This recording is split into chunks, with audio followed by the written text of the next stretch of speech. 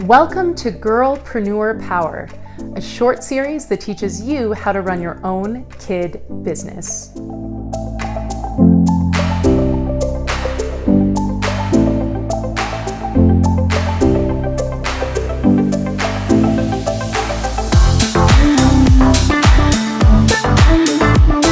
I'm Stacia Guzzo from Handcrafted HoneyBee, and in this episode, we're going to be talking about figuring out who you are and getting the word out about it.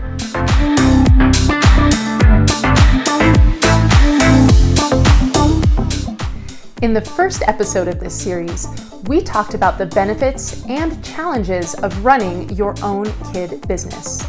And in the last episode, we talked about how to figure out the cost and the price of your products. If you missed either of those episodes, you can go back and check them out at girlpreneurpower.com. In today's episode, we're going to be talking about how to give your business your unique stamp. In other words, how to make it your own. And then we'll talk about how to get the word out about it. First, let's figure out what makes this business special. What makes it unique? What makes it yours? The answers to that will give us the tools that we need later on when we want to figure out the best ways to spread the word about your business. You might remember that for this series, we're using as an example a Handcrafted HoneyBee Lip Balm Kit that makes 16 lip balms that you can make yourself and sell to your friends. That's the example product we're using, but you don't have to use the lip balm kit to get something out of this series. You can use whatever product speaks to your heart and makes you dream big.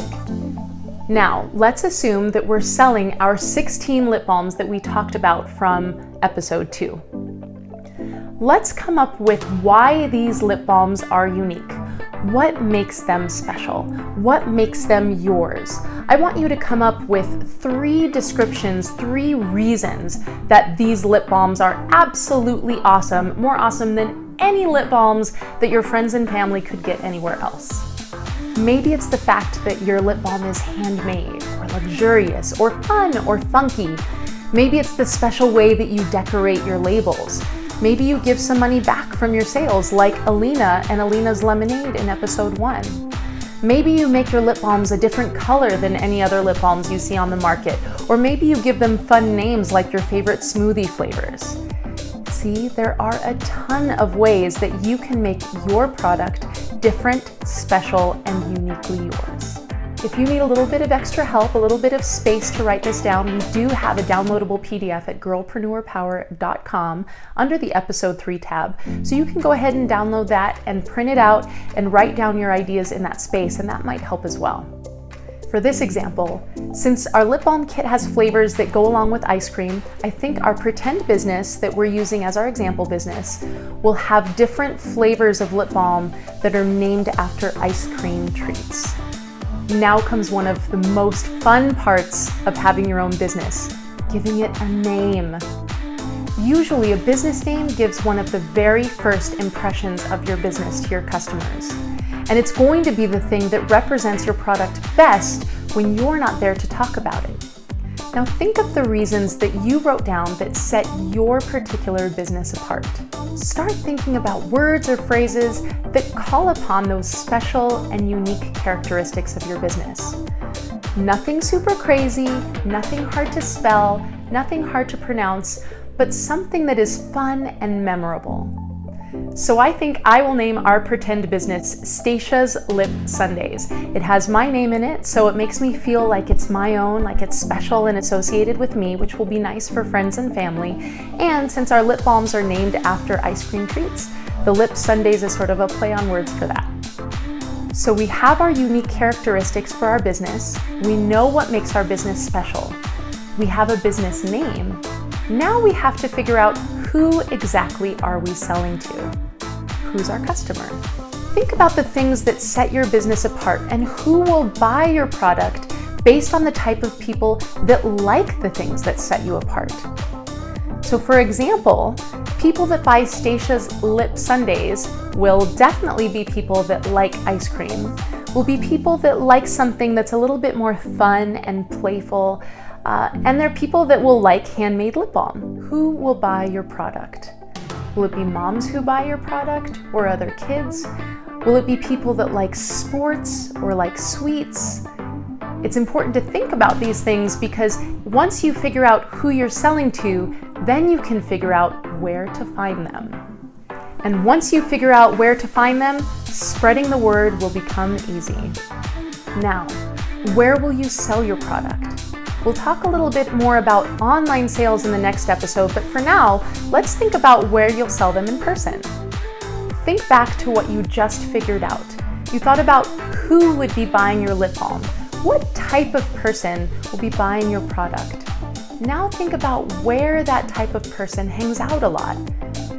So if your lip balm is sports themed, for example, maybe you could talk to a coach at your school or for a local traveling team about selling them at games, maybe even as a fundraiser. And it's also good to think about selling them to people who are already invested, who already care about what you're doing. So you should never discount selling to family and friends. They're going to be the ones that care the most at the very beginning of your business because they care about you. Another thought is talking to the administration at your school. They might know of different types of events where you can rent a table. So for example, at a Christmas boutique or at a dance fundraiser. In my example business, I'm going to invite all my family and friends over for an ice cream party, and I'm going to set up a little table in the corner of the room that has my lip balms for sale with a little sign that says Lip Balm Sundays for sale.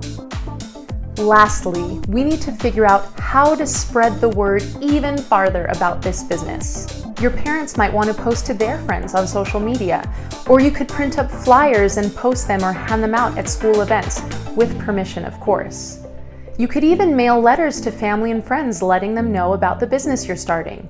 But no matter how you decide to get the word out, you need to make sure you let people know how they can buy from you. So what events will you be at? Will you have a lemonade stand? Like, for example, Alina has specific hours when people can find her at her lemonade stand. So are you going to have a specific place where you're selling your products? Can friends and family, could they call you to place an order, or could they mail in a form to you to place an order? No matter how you decide to get the word out, let people know how they can buy from you so it makes it as easy as possible for them. For the ice cream party that I'm going to be having, I'm going to print up a flyer that tells all of my friends and family all of the fun ice cream flavors I'm going to have for them at the party, and make sure to mention that I'll also be selling lip balms that are also ice cream flavored at a table in the corner so they can make sure they bring their money. And at the party, I can't forget to let people know how they could buy more of Stacia's Lip Sundays if they want to once they run out, or if they want to give as gifts for friends. So I might have a little card that says you can find me on this particular website if I'm making a website, or that gives them another day that I'll be having a party. If it's one of my relatives, of course I can include my phone number and tell them to give me a call if they want to order another one, or give my mom a call if they want to order another one. So make sure that you always have that line of communication open to people who want to buy your products, letting them know where they could go if they want to buy more later on. In the next episode, we're going to be talking about the challenges and opportunities of running an online business. We'll talk about important things you'll need to know if you're under 18 and want to run your own online shop.